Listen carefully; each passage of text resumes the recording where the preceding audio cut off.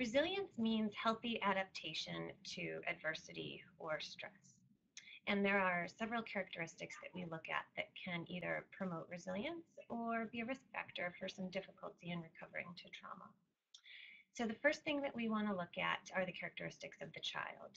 Does the child tend to be anxious and maybe inhibited or cautious in their temperament? Do their parents tend to be anxious and model anxiety for them? Have they experienced traumatic events in the past? These things can make it a little more difficult or a lot more difficult for kids to recover from a traumatic event.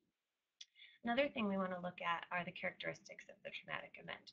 Were they directly impacted, for example, by Hurricane Sandy? Did they lose their home? Did they lose a pet?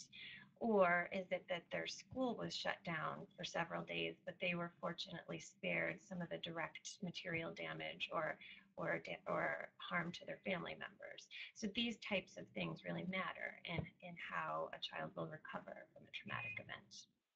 And another thing that we really want to look at is what happens after the trauma.